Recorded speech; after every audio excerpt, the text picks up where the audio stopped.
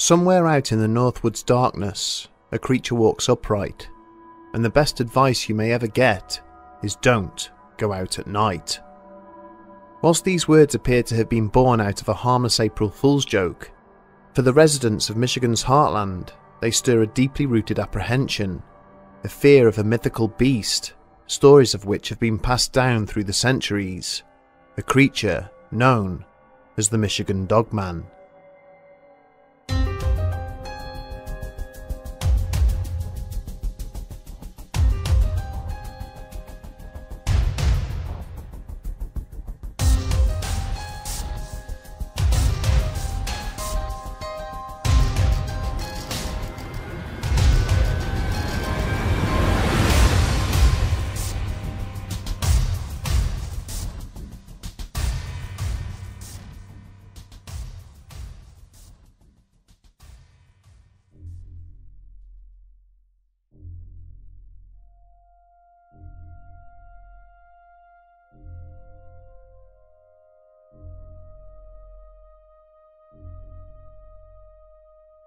On the 1st of April 1987, WTCM radio personality Jack O'Malley and his production director Steve Cook were finally ready to hit play on a small project which the pair had been working on as an April Fool's prank.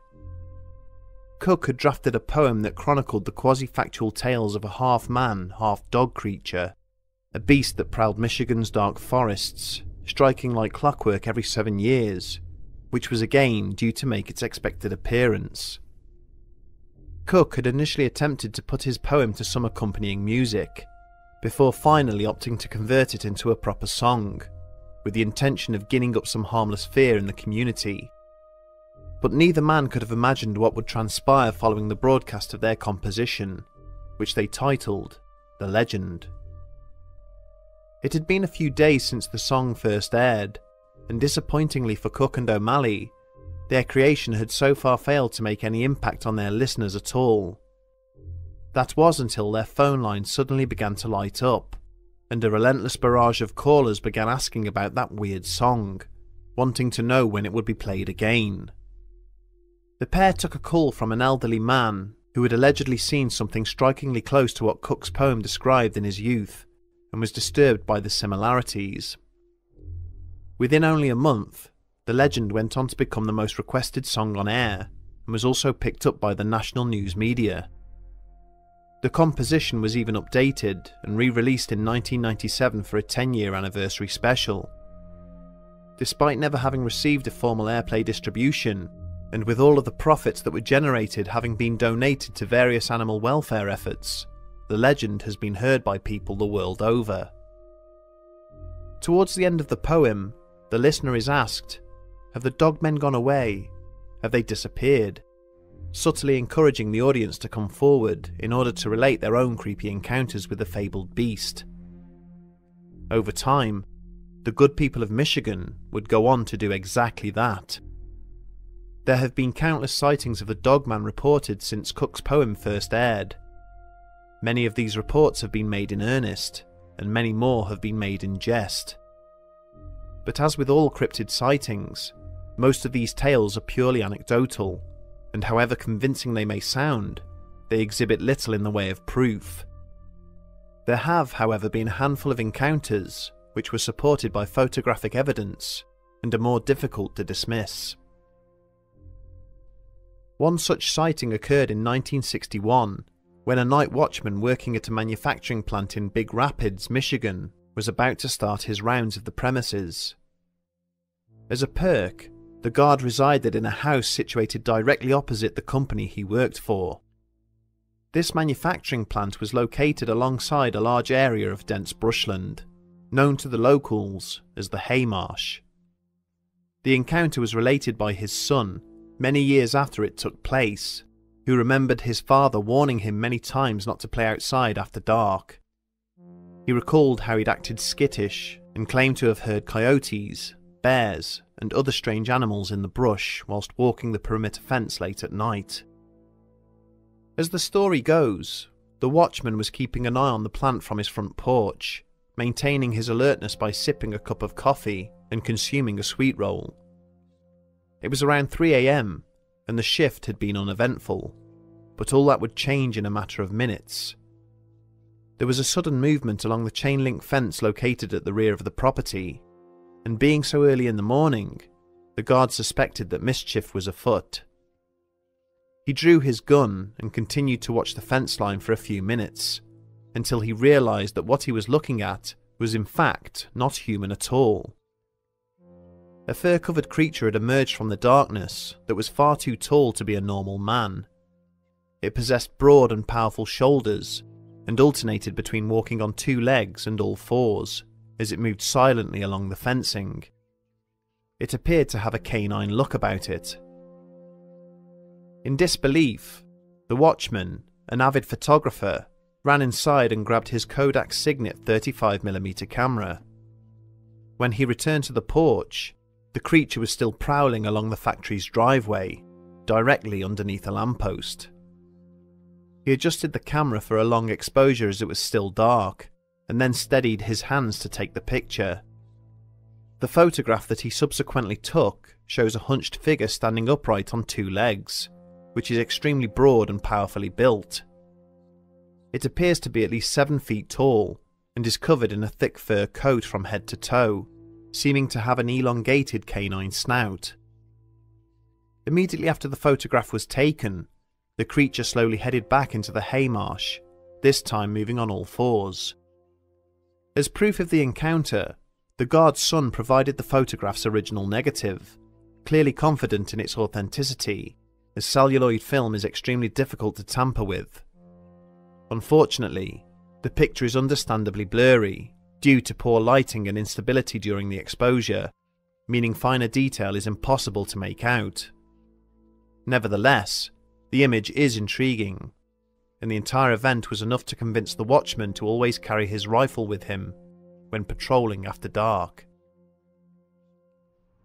In 2007, a prominent politician from Benzie County was involved in a chilling encounter as he made his way home late one night.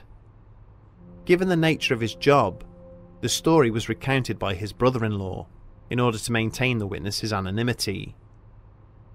Whilst driving back from a friend's house along Cinder Road, near the town of Bendon, the man noticed a pair of eyes reflecting the light from his high beams several hundred feet away. He began to slow down, expecting it to be a deer. However, as he drew near, he realised that the creature was far too large, as the eyes appeared to be standing around 6 or 7 feet off the ground. He had slowed down to around 30 miles per hour, but the animal had not moved an inch.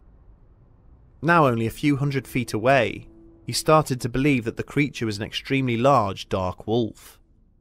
However, he soon noticed that the animal was not standing on all fours, but was instead reared up on 2 legs, towering over the carcass of a deer that was lying by the roadside. When the witness brought his car to a stop, he could see the creature clearly illuminated in his headlights. It had still not moved, and he was beginning to suspect that it may be a large stuffed animal put there to scare people, when it suddenly bolted off into the surrounding woodland. Terrified, but needing to prove to himself as much as anybody else what he had just seen, the man stepped out of his vehicle and inspected the side of the road where the creature had been standing. By the light of his torch, he noticed a paw print in the soft mud and took a photo with his digital camera. The print is an extremely large, dog-like impression, which is nearly 8 inches across, double the size of an average wolf print, and pressed much deeper into the mud, indicating the animal must have possessed a considerable weight. The witness placed a shotgun shell inside the impression for scale, showing just how large it truly was. This lone print is not much evidence in itself, but the politician was understandably unwilling to go further into the woods after seeing the creature head in the same direction. When asked if the animal he saw might have been a bear, he vehemently disagreed. Being an avid hunter himself, he was well aware of what bears look like at close range. Bray Road is a quiet stretch of country highway situated outside the rural township of Elkhorn in Wisconsin. Whilst not part of the Dogman's traditional Michigan heritage, Wisconsin borders the Great Lakes state to the west and is in relatively close proximity. Bray Road would become somewhat notorious during the late 1980s and early 90s, after a rash of sightings of a werewolf-like creature by passing motorists. So persistent were these stories that a local reporter named Linda Godfrey was assigned to investigate the matter. Whilst initially sceptical, she would go on to write a book on the subject, titled The Beast of Bray Road, Tailing Wisconsin's Werewolf.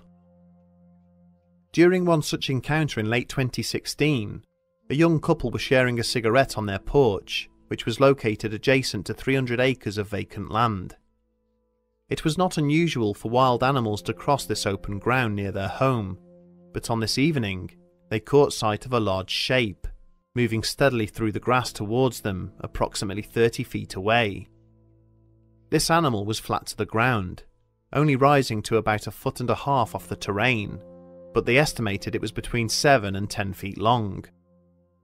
As soon as the approaching creature realized it had been spotted, it turned and silently headed away from them.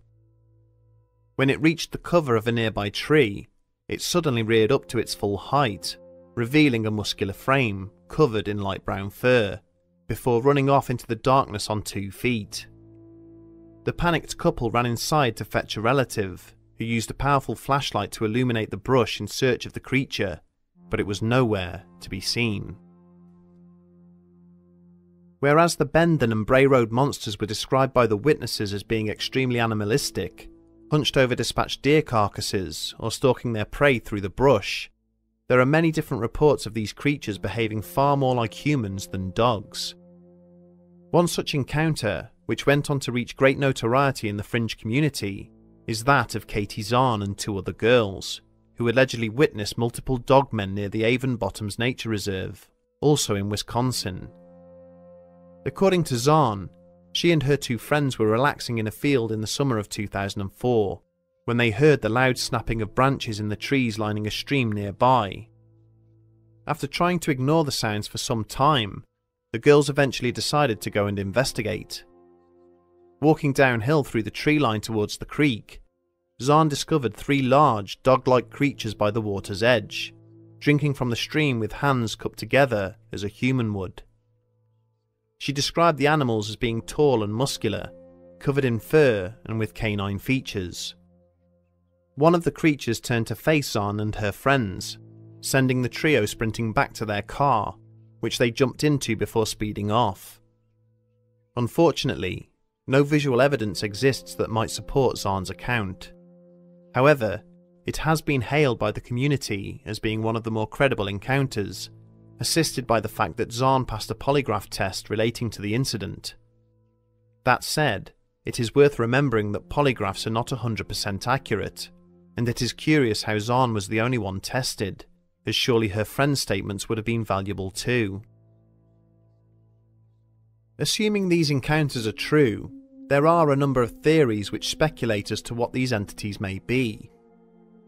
Some commentators believe that they are an ancient or extremely rare species of canid, for example a direwolf.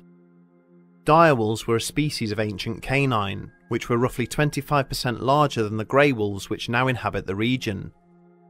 They are widely considered to be extinct, yet there have been reports and even videos of extremely large wolves terrorising domesticated dogs. That being said, direwolves are only believed to have grown to lengths of 5 feet and were quadrupedal, so reports of 6 to 7 foot tall bipeds would seem a far cry from their reported stature. They were also believed to resemble large wolves, rather than the hulking half-man, half-canine humanoid forms which are being witnessed. Another prominent theory is that the Dogman is simply a misidentification of other existing animals. Whilst most people report seeing wolf-like creatures, as in the Bendon Road and Haymarsh sightings, several witnesses describe the beast as more bear-like. Some sightings could potentially be the misidentification of bears which are common in the area. Even the more dog-like reports may be accounted for using this explanation, as drastically underweight bears can be somewhat canine in appearance, due to their similar skull shapes. Bears are well within the described size range, and are also known to rear up on their hind legs when encountered. Misidentification of common creatures may go a long way to solving the question not only of the dogmen, but also of other cryptids across America and around the world. The tall, hairy canine biped was first reported in Michigan, but similar creatures have been reported all over the country, often linked to native tales told many centuries before. But whilst this may be the most likely explanation for many of these reported sightings, photographs such as that of the Haymarsh creature do not resemble a bear at all, as the rear legs are too long and slender in comparison to its torso. Knowledgeable hunters, such as the witness of the Bendon Road monster, are adamant that what they saw was not a member of the Ursidae family. The native Cheyenne people are reported to have established a group of warriors known as the Dogmen. They would spend years becoming one with their spirit animal, taking on the strength and mannerisms of wild dogs and wolves, and according to legend passed down through their descendants, these men were able to transform into dogs, continuing to roam the woods and swamplands long after the majority of their people were wiped out. Whilst this is somewhat far-fetched and impossible to prove, it is worth noting that none of those who claim to have had encounters with dogmen report being harmed in any way. According to Cheyenne descendants, this is due to the Native American belief that evil must be brought onto oneself, and so none of the dogmen will attack bystanders unless they are provoked. A far more skeptical explanation may be found in the sudden emergence of multiple dogmen encounters immediately after the release of the legend. This would seem to suggest that what was being reported was somehow embellished, if not fabricated entirely. Steve Cook claims that his infamous creation was formed entirely in his own imagination, and that he only became aware of the original Dogman legends, which predated his poem by centuries, long after its release. Many hold the opinion that Cook's poem was simply the catalyst for the mass fabrication of the Dogman as an entity. In other words, there had always been folklore and campfire tales of dogmen in the region, similar to how most places have some kind of mythical cryptid, which subconsciously inspired Cook and informed his creation. However, his poem, unintentionally or otherwise, grouped together Michigan's collection of cryptid tales, converting them into a single, immortal identity. As with all cryptids, definitive evidence and reliable witnesses are exceedingly difficult to come by, but thanks to Cook's poem, the Dogman will likely be a scary story to entertain others around campfires for many generations to come.